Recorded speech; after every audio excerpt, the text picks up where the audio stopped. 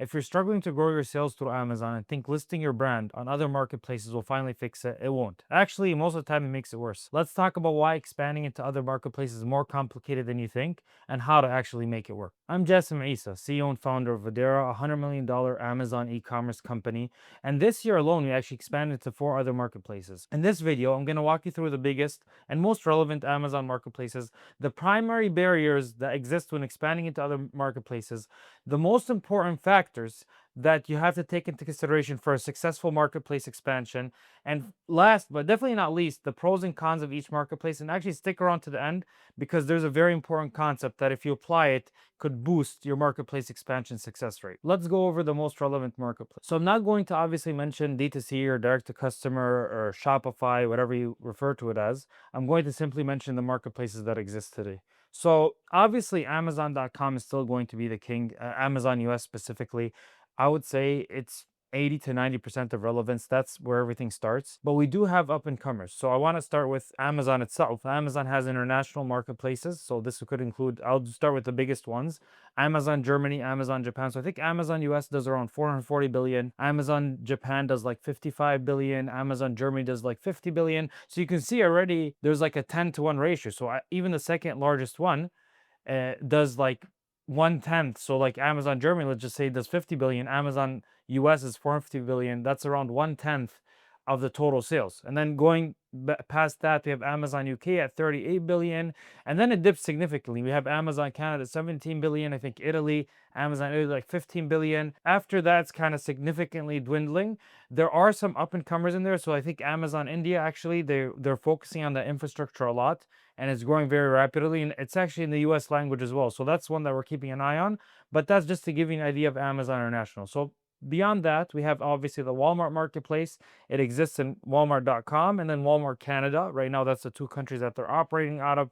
Also a big marketplace for third-party sellers. And then actually, surprisingly, Wayfair has the same amount of revenue for third-party sellers as Walmart. I actually just learned that this past weekend. I was talking to Jabran from Utopia, the largest private label Amazon seller. I think he does like $600-700 million a year on his betting, and he was talking about how Wayfair is very underrated, and I didn't know that actually before this. So that's interesting to see. Then we have Target. Their marketplace still in infancy stages.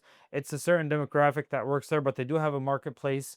We have up and comers. So TikTok Shop would be one that's rising extremely rapidly, especially now with the US company buying it. It's here to stay most likely. So it's definitely something that we're keeping an eye on ourselves. And then we have less kind of, let's say, Chinese. I'll put them in the same category. We have Temu and Shein. Temu is a little bit more formidable. Shein is somewhat relevant. It's more clothes-based. And that's some to keep in mind. They're still obviously not that big. TikTok Shop is very considerable. I'll put it in, let's say Amazon.com is tier A.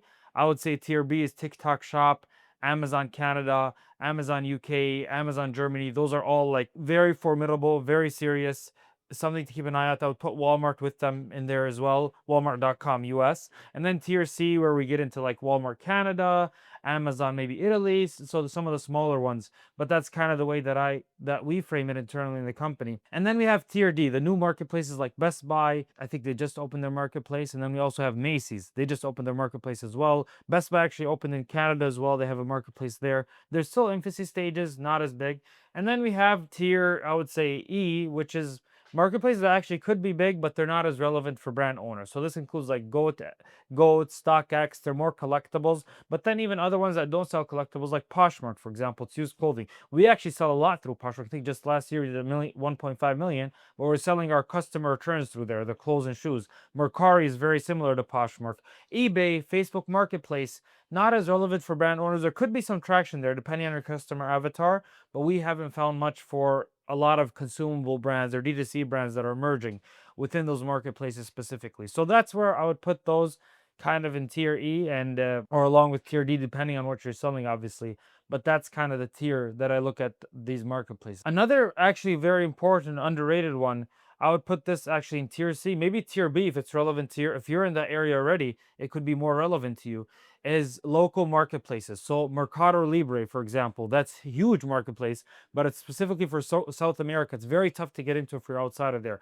Another one is bol.com, bol.com. So I was actually, sorry, it's not .com. I forgot what, it's in the Netherlands, but basically it's I was speaking to someone at a conference in the UK the other day, and he mentioned how 50 to 60% of his sales were from that local marketplace because he's Netherlands based, and how it's very underrated. And Amazon usually does acquisitions for these marketplaces. So another example is like in the Middle East, there was Souk.com, SOUQ, I think.com. Amazon bought it, and now it's part of Amazon UAE and all those kind of marketplaces. So very likely those local marketplaces, Amazon's going to eat them up. But in the meantime, I would still say to keep an eye on them, especially if you're located in the area. And I would put them with tier B or tier C, depending on where you're at or which one.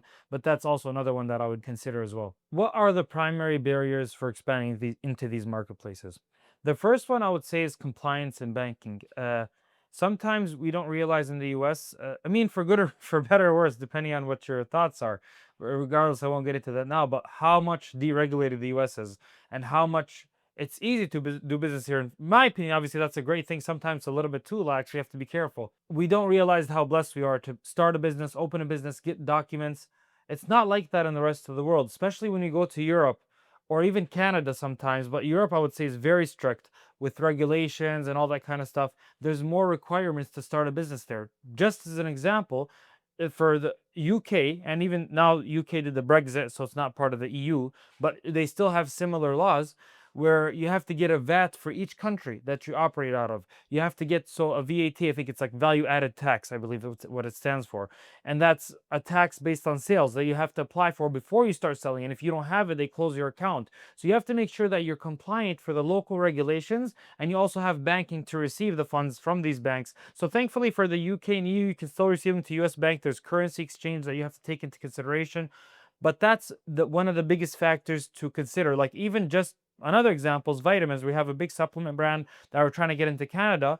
Sometimes for supplements, you have to make sure the packaging is different for the warning. It has to be in French. It has to be that's just another regulation. Or even some items aren't allowed. For example, if your supplements are using red, I think it's red dye 40, you can't use that in the EU because that is banned there. So you have to make sure that it's compliant. There's like sometimes local marketplaces also require like Target. There's also compliance for local marketplaces that are in addition. So, for example, Target requires Works, WERCS, even in the US. So it's different than Amazon doesn't require that. Amazon requires certain products, CPC, for certain kids products, where other marketplaces like eBay might not require that. So each marketplace, whether it's local or international, has its own compliance and maybe has its own banking requirements. So for example, Target, you can't send money to your bank. It has to be through Stripe. That's just an example of the nuance of setting up compliance and banking for each marketplace, whether locally or internationally. The second huge factor, and this is obviously only relevant for international marketplaces and certain international marketplaces, is language, localization and language. So this is a multi-part. So localization is understanding the culture or what's expected for that specific area. And there's a lot of examples toward this. One example is for example, dog treats. So this is where it went well, and I'll get into this later, is dog food. So dog food, it won't work well in the Middle East. Not a lot of people own pets or dogs there. But we added a dog food in Canada. Canada's similar to the US. There's a lot of dog owners, pet owners. So our product did really well there, but you have to understand the culture and you have to understand the customer avatar if they live there, what they like to see. Even the same customer avatar would be maybe have different requirements in a different country based on their cultures, norms, etc. And the second part that's more technical but still difficult is understanding the language. So sometimes you have metaphors that are used in the US that are not as relevant overseas or not as relevant to different countries in different languages. Sometimes you have things that are offensive in different languages. So using just a chat GBT or Google Translate to translate things, especially when you're describing the product, could cause a lot of missing elements or components not to be received by your customer. One very common example is like size charts. You obviously can't use US size charts. You have to use the US 8, 7 for men's. There's like European sizes like 40, 41, 42 for shoes. And if you keep your US sizes on the charts there, what you're gonna see, if you don't translate something well on the product detail page, you're gonna see an increased return rate. And that's something to be very aware of and could have huge ramifications if you don't get that right. And we've seen that a lot, especially listing in Mexico, for example. We've seen through NARF, we've seen that we got a lot of returns because the items weren't translated appropriately, where we had to hire someone local to understand those concepts as well. The third very important component to keep in mind is warehousing and fulfillment. We're also very spoiled by FBA, fulfilled by Amazon, 1 or 2 day shipping locally. The only other platform that has its innate, basically, fulfillment program is Walmart. They have WFS, Walmart Fulfillment Services. But all other marketplaces, whether locally, Target, you have to merchant fill their own. Thankfully for our partners, we have 5 warehouses across the United States. We have warehouses in, obviously, partners in the UK and Canada that we're able to fulfill from, and other countries. But that's something to keep in mind, is that you don't have the luxury of using FBA everywhere, and you have to accommodate for building the warehousing requirements and the operations.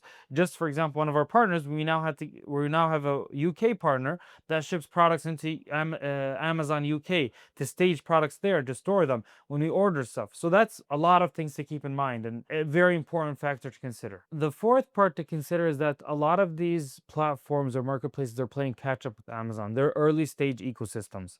And you can see this a lot where PPC, for example, doesn't exist for a lot of these platforms, or it's extremely inefficient for targeting. Like Walmart, we tried to target, we used their automated campaigns. Our prospect was using them before he signed up with us, and he assumed that using automated campaigns would work well for him, a brand that we were talking to. And they spent $5,000, they got a 1 ROAS. They got $5,000 to spend. Obviously, that's horrible. Where an automated campaign in Amazon was getting them a 4 or 3 X ROAS, basically. But they didn't understand that the targeting system at Walmart's ad system is not mature enough to understand how to run automated campaigns. They don't have enough data. So we had to jump in, optimize it for them, and use specific tactics that are still new for these early stage ecosystems. They also don't have the support, or that if you think Amazon support is bad, wait till you go to these other platforms where sometimes it takes a week to get a response. Someone quits, someone else leaves, there's process gaps, they're still new, where they still don't have everything lined up for their marketplaces to figure everything out. The fifth point is platform nuance. Not everything is the same. You have to learn each platform, what they prioritize. For example, Amazon prioritizes the main image. Other platforms show numerous images on the main search page, so you have to optimize numerous ones, right? So you have to understand the algorithm behind each one and all the various factors, that you can't just assume they prioritize the same thing as Amazon, or they have the same portals. Just a simple example, Amazon has brand registry, Walmart has a brand portal. So they have the brand portal where we had one of our brands had a hijacker. They assumed, oh, it's simple. You just go to brand registry, you file it there. Walmart's different. There's a brand portal. You have to actually email someone specifically, or account rep, that we have access to take a hijacker off the listing. So it's a very, very different process. Target is even more different. You have to submit an LOI, and they register that brand to your name. So they don't even have a brand portal or anything like that. They just manually, like in their system, they check that box to your name. How to decide if and where to expand your brand on various marketplaces. There's two primary components. The first one is profit potential, and the second one is operational lift required. Profit potential is how much do you expect your product to succeed on these other marketplaces, and do you think your customer avatar lives in that? So I mentioned how one of our partners, they had dog food. So we had to understand what profit potential does this, out of all the marketplaces, where do they have the most? Is it going to be on Wayfair? Obviously not. That's where you see like furniture and stuff. Is it going to be in Walmart and Target? Maybe. There could be potential there. But what we thought was the biggest potential is Amazon Canada. There for a few reasons. The customer avatar, a lot of them live there. Like I said, dog owners earlier. But the second reason is there wasn't a lot of competitors. Walmart and Target had a lot of competitors that were already established, a lot of reviews. Amazon Canada was ripe for the taking for that specific type of dog food. And we went in there, and lo and behold, we actually tripled the Amazon.com sales in Canada. So even though Amazon US is like 20-fold larger than Amazon Canada for that specific niche and that specific product, I think it was selling like $4,000 a week in Amazon US. I think we sold around $12,000 a week for Amazon Canada. And that's continuous after that. The PPC, the cost per click was cheaper. There was less competition there. It was an easier land grab. Another example is, let's say you have electronics, right? You're on Amazon US. We have another brand that sells electronics. Yes, it could do well on Amazon Canada, and it was a low price point electronics. It was like $30. But we thought it could have better potential on Walmart. Low price point. We saw there was the search terms was a lot, so we did a reverse engineer for search terms. We have our own proprietary software, but there's also external software like Helium 10 that can help you search for this kind of stuff. And we saw that there was a gap in that market. So we also did an entry there, and it did really well. On the other hand, we tried to, this before it was just pray and spray. We also tried to add that product to Target, and we just didn't get any sales because the customer avatar didn't live on target. But there's other reasons you might want to add it a place where it doesn't live, but I'll get into that later. So that's a very important concept, is understanding, is there potential for a customer avatar there? Is it likely to resonate with that marketplace and who lives on there? And going forward with it. And the second one is the operational lift. How easy or hard is it? So if you're expecting $1,000, let's say a month extra profit from putting it somewhere, but then that extras, that somewhere is Amazon Germany, so you have to get a vet, you have to get shipping, a warehouse, all that kind of stuff. You have to the language Amazon Germany is in German, unlike Amazon UK, which is in English, right? So you have to do all those factors. You might get extra returns, so $1,000 isn't even guaranteed. Then is it really worth it? So you have to measure those two factors. That's how we look at things when we're looking to expand our partners into other marketplaces. You want to make sure it's worth it for us and for them, and it's going to be a fruitful. Another very good example is actually TikTok Shop. TikTok Shop, we know it has to be a scroll stopper. So there's so much competition on there. And you see actually a lot of times products on TikTok Shop, they do really well. But on Amazon, you have more history. They're not doing really well. So TikTok Shop, it's like the wild, wild west now. A lot of things doing well. The product sucks. Like you see, it's selling like 1,000 a month. You go to the Amazon listing, it's selling like 10, 50 a month. And it has like a 3-star rating because Amazon has a more established, more competitors. But TikTok Shop is just a land grab. And that's actually one of the things that I'll get into a little bit. I'll get more into detail later. But if it's a scroll stopper and it's like it shines bright on the listing and it looks really good, then yeah, we'll explore TikTok Shop for that and see how well it does. So that's kind of the things that we look into our evaluation for marketplace expansion. Now let's jump into the pros and cons of expanding into other marketplaces. I actually had my team write a little bit on this, so I'll just read the points that they had and I added to them as well. So the first one was like access to new customers and fresh revenue streams. So this is where you're getting different marketplaces, different types of people, more revenue. Obviously, what you were selling $10,000 a month of, now you're selling maybe 12, 13, $14,000 a month of. So more revenue is obviously always a great thing. Lower competition in emerging markets, and this is actually a really good one. You see a lot of your CPC is less. So even your cost per click, advertising is cheaper. There's less competition going after the certain keywords that are very fruitful. You're getting more bang for your buck. But in other terms, sometimes there's no cost per click. It's just the wild, wild west. And like TikTok Shop is a lot of that is like that on there now. If you feel like you have a scroll stopping product, try putting it on there and see what happens. But there's also a lot of potential where there's less competition and it's easy land grab and easier to kind of establish yourself as a first entrant. The third one is reduced dependency on Amazon's ecosystem. This is a huge one actually. If 80 to 90% is on Amazon US and maybe you're in the gray hat a little bit or something along those lines, you're worried about getting suspended any day, this is definitely something to be wary of, and it helps increase your enterprise value of your brand if you're getting revenue from numerous marketplaces and you're doing it really well. Better brand protection, you want to be on the offensive. That's where I mentioned that even if it's not profitable on another marketplaces, sometimes we list them on there. So we list on Target, so we protect it. So we don't let hijackers or resellers jump on those marketplaces to make it better. And actually, I'll attach a video at the end of this talking about other marketplaces and why you want to get on them. And it talks about this concept a lot. So that's the primary pros. Now let's get into some of the cons. Slower onboarding and compliance cycles. We mentioned a lot of them in the barriers. So this is obviously another one. It takes, like, if you get on Best Buy Canada, it took us like 6-7 months just jumping from one person to another. It was just a worth headache. And honestly, the marketplace is not even worth it, unfortunately, at least for now. Hopefully they improve and we can revisit that one. Higher operational complexity. They're not as smooth as Amazon. Even the APIs, a lot of SaaS software, a lot of softwares basically, they don't have an API connection to these other marketplaces. They have it to Amazon US, very formidable, but even Amazon generally, because it's the other marketplaces are within it. But then when you go to Target, Walmart has a few, Target almost none. The other ones, good luck. Best Buy, Macy's, good luck finding anything like that's consumer, like that's available, that has a connection.